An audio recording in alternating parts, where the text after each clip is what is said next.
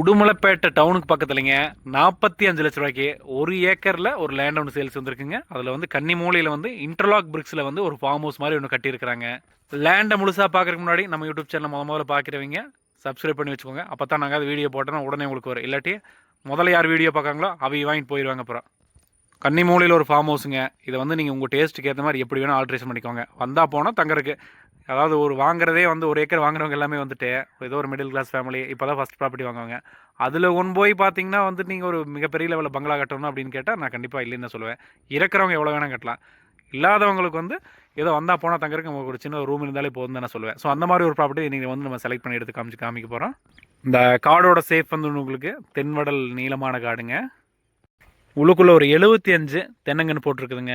எல்லாமே நாட்டு வெரைட்டி தான் போட்டிருக்குங்க. நெட்டை குட்டை ரகம்னு சொல்லுவாங்க.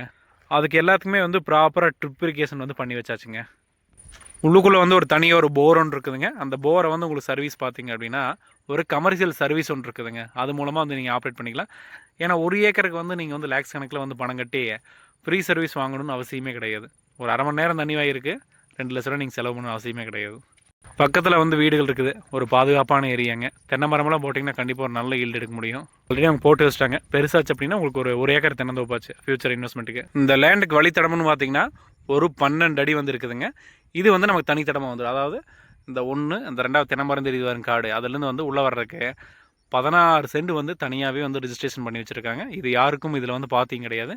அப்படியே வந்து நம்ம காட்டுக்குள்ளே போய்க்கலாமுங்க. மண்ணோட ரகமெல்லாம் வந்து செம்மண் தான். நான் வந்து பார்த்தீங்கன்னா தெரியும், நல்ல ஒரு மண்கண்டமான ஒரு லேண்டு தான். பாறைகள்லாம் எதுவுமே கிடையாது. இந்த லேண்டுக்கு வந்து பிஎஃப் இருக்குங்க. இந்த வாக்கியால் நமக்கு வந்து உங்களுக்கு அப்படியே 1 வருஷம் விட்டு 1 வருஷம் வாக்கிய தண்ணி வந்துடும். வாக்கிய தண்ணி வர்றப்போ நீங்கள் பாய்ச்சிக்கலாம். ஒரு 3 மாதம் பாய் உங்களுக்கு. 3 மாதமெல்லாம் உள்ள விட்டு பாய்க்கிற அளவுக்கு இங்கே ஒன்றுமே கிடையாது.